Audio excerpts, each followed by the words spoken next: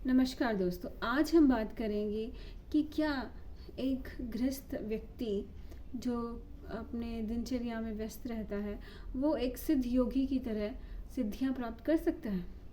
तो उसके लिए चलिए एक स्टोरी सुनते हैं। एक बार एक महाराज तपस्या में लग गया। 12 साल तक वो तपस्या में लगा रहा, बोला नहीं। तो इस दौरान उसका जो सिर था उसमें बगुलों ने घोंसला बना लिया, फिर अपने अंडे दे दिए और फिर जब उनके बच्चे हुए तो उस ऋषि को पता चला कि मेरे तो सिर में बगुलों ने बच्चे दे दिए। तो उससे घमंड आ गया और उसने उन बगुलों को शाप दे दिया। तो जैसे ही उन बगुलों के बच्चे उड़ने लगे तो वो जल के नीचे ज़मीन पे गिर गए। तो उस महाराज को थोड़ा सा घमंड हो गया कि अरे वाह, मेरे पास तो सिद्धि प्राप्त हो गई, मुझे तो 12 साल तपस्या करने से। मतलब वो 12 साल तक चुप रहा तो हाँ, उसने अपनी वाणी पे संयम रखा, तो उसकी वजह से उसे वो सिद्धि प्राप्त हो गई। तो फिर उसने सोचा कि चलो मैं ना बाहर शहर में जाके अपनी सिद्धि का प्रदर्शन करता हूँ। तो वो एक गृहस्थ के घर के बाहर गया भारत देश में। तो उसने बोला कि भिक्षाम देहि। तो अंदर से आवाज़ आई कि महाराज थोड़ा वेट कीजिए, मैं अपने रोगी पति की सेवा कर रही हूँ। तो उसने थोड़ी देर तो वेट किया, फिर उसने फिर से आवाज़ लगाई कि तुझे पता नहीं तेरे घर के सामने कौन कितना बड़ा सिद्ध योगी आया है, तू उसको छोड़कर अपने रोगी पति की सेवा में लगी है। तुझे पता नहीं, मैं तुझे शाप दे सकता हूँ। तो अंदर से आवाज़ आई कि महाराज ये बुगले नहीं हैं जो आपके शाप से जल जाएंगे। तो वो हैरान परेशान कि इसको कैसे पता मैं अभी बुगले जला के आ रहा हूँ। तो उसने सोचा अरे इससे तो मिलना पड़ेगा।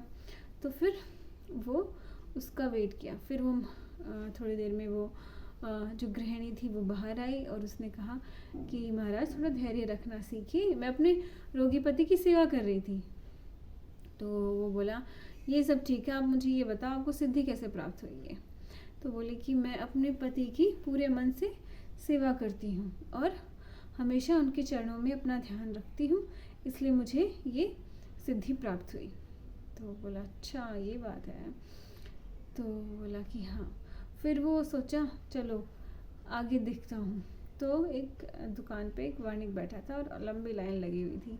तो उसने बोला कि अरे दुकानदार, मुझे कुछ सामान चाहिए और मैं वीआईपी हूँ, मुझे आगे आने दो। तो उसने बोला जो दुकानदार था उसने बोला कि मेरे लिए तो सभी ब्रह्म के रूप हैं, मैं तो सब में भगवान देखता हूँ, आप कृपया लाइन में ही आइए, आपके जब आपका नंबर आएगा तभी आपको आपका सामान मिलेगा। तो उसको फिर से गुस्सा आया। उसने बोला तुझे पता नहीं मैं कौन हूँ, मैं तुझे शाप दे दूँगा।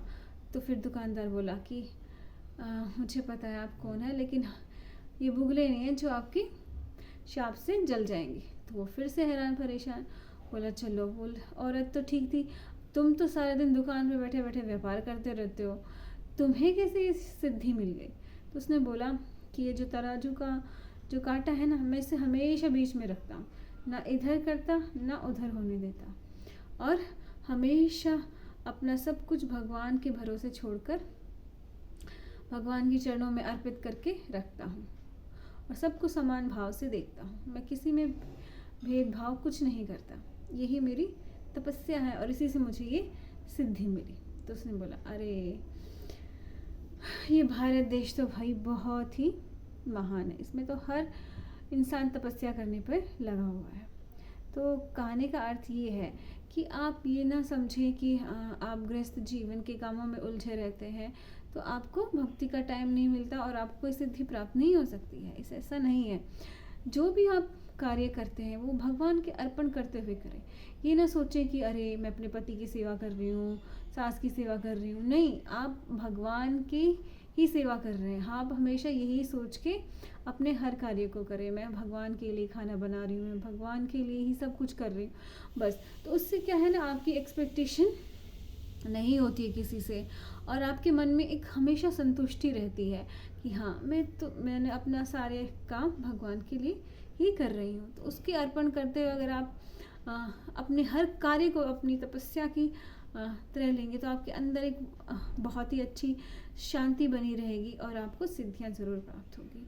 क्योंकि किसी भी चीज़ में, किसी भी आप अपनी इंद्रियों पे धैर्य करेंगे तो उसी के अकॉर्डिंग आपको सिद्धियां प्राप्त हो जाएंगी। ऐसा हमारे जो योग शास्त्र है, पतंजलि द्वारा लिखा गया योग शास्त्र है, उसमें भी लिखा हुआ है कि आपको कैसी कैसी सिद्धियां मिल सकती हैं। जैसे हनुमान जी को सिद्धियां प्राप्त थी, वो कभी भी छोटा हो सकते थे, कभी भी बड़ा हो सकते थे, क्योंकि उनमें कितना धैर्य था, उन्होंने तपस्या की थी, राइट। तो उसी तरह से एक जो गृहस्थ इंसान है उसको भी सिद्धियां प्राप्त हो सकती हैं। जैसे आप कई बार आप बोलते हो अरे ये तो जो भी बोलता है ना सच हो जाता है, तो क्या है उसकी वाणी में संयम होता है, इसलिए वो जो बोलता है वो सच हो जाता है। तो इसी तरह से आप भी अपनी हर एक दिनचर्या की हर एक कार्य को एक तपस्या की तरह लेंगे तो आपको भी सिद्धियां ज़रूर प्राप्त हो जाएंगी। तो आज के लिए इतना ही, धन्यवाद।